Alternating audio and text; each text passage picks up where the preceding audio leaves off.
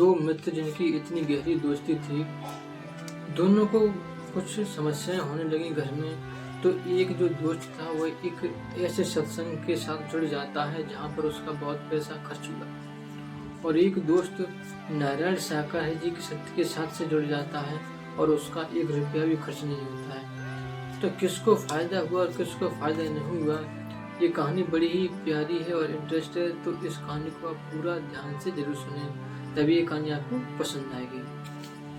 तो नमस्कार दोस्तों, हमें उम्मीद है कि आप सब लोग अच्छे से होंगे और घर पे आपके माता पिता भी अच्छे से होंगे। मैं प्रभु से दुआ करूंगा कि आप जीवन में जो भी पाना चाहते हैं, जीवन में आपके जो भी लक्ष्य हैं, प्रभु आपके उन लक्ष्यों को जल्द से जल्द पूरा करें और प्रभु आपके माता पिता को लंबी उम्र दें। दोस्तों, ये जो कहानी है, ये कहानी है अजय और सुनील, 2 घनिष्ठ मित्रों की।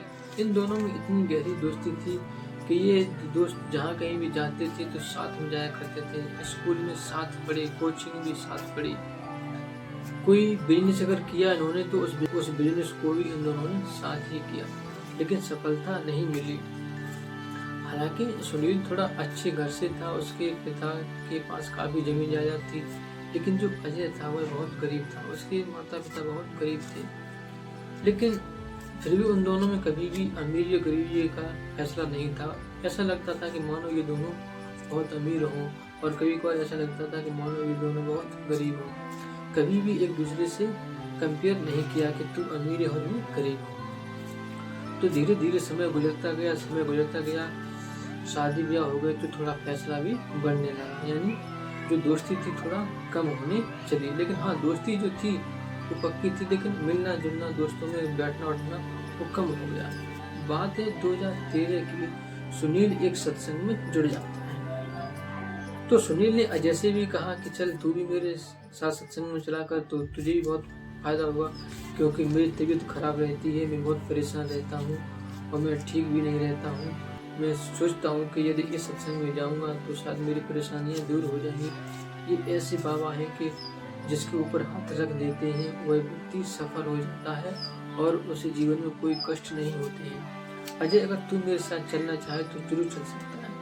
तो अजय एक दिन तो उसके साथ चला गया, लेकिन फिर पैसा न होने की वजह से अजय ने सत्संग में जाना छोड़ दिया।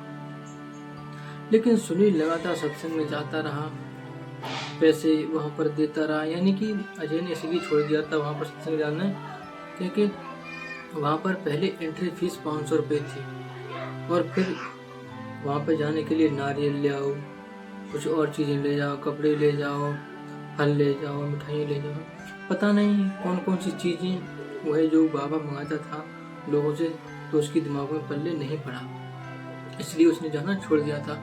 लेकिन सुनील लगातार जाता रहा, क्योंकि सुनील के पास पैसा था, तो वह रुका नहीं और लगातार जाता रहा।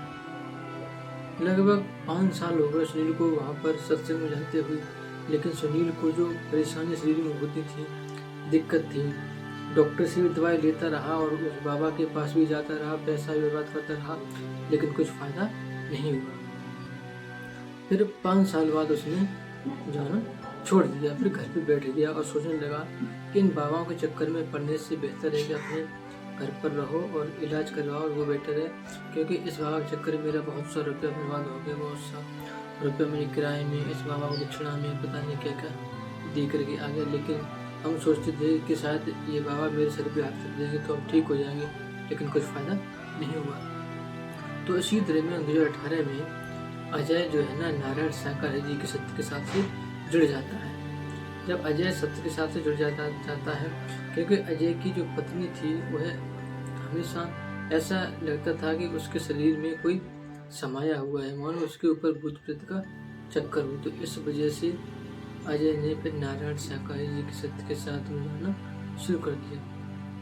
तो वहाँ पर अजय को न तो पैसे खर्च करने पड़ते थे, न कुछ ले जाना पड़ता था, बस जो है किराया भाड़ा होता था खर्च, तो वह जुटा लेता था और सत्य के साथ में जाने लगा। लगभग 6-7 महीने सत्य के साथ गया तो उसकी पत्नी को बहुत फायदा हुआ, क्योंकि उसकी पत्नी भी सत्य के साथ में जाया करती थी।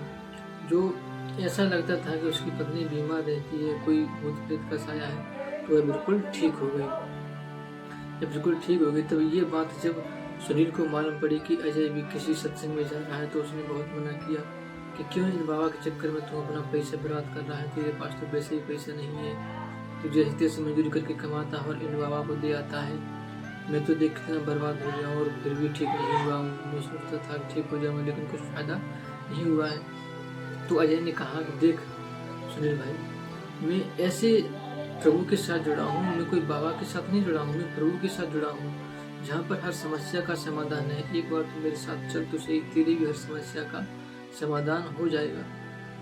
लेकिन सुनील विश्वास नहीं कर रहा था, लेकिन काफ़ी दिनों बाद जब देखा उसने कि अजय को काफ़ी फायदा हुआ, उसकी पत्नी जो बीमार रहती थी वो भी ठीक हो गई, तो फिर उसे एहसास हुआ कि हाँ जरूर नारायण शंकर जी के सत्य के साथ मिलाने से लोगों की मनोकामना पूरी होती है, लोगों की समस्याएं दूर होती हैं। तो फिर सुनील भी अजय के साथ सत्य के साथ में जाने लगा और जो उसे परेशानियां होती थी शरीर के अंदर, जो प्रॉब्लम थी, जो डॉक्टर से भी ठीक नहीं हो रही थी, तो नारायण शाकाहारी जी के सत्य के साथ में जाने से उसकी वो समस्याएं दूर हो गई। तो ये थी इन दोस्तों की कहानी और अभी भी थी इन दोस्तों की, जो एक दूसरे सत्संग में गया और एक प्रभु के सत्य के साथ में गया। तो किसको फायदा हुआ ये आप कमेंट बॉक्स में जरूर बताएं। दोस्तों यदि आप भी ऐसी कोई कहानी जानते हैं तो प्लीज़ हमें कमेंट बॉक्स में जरूर बताएं, उस कहानी को लेकर हम जरूर आएंगे।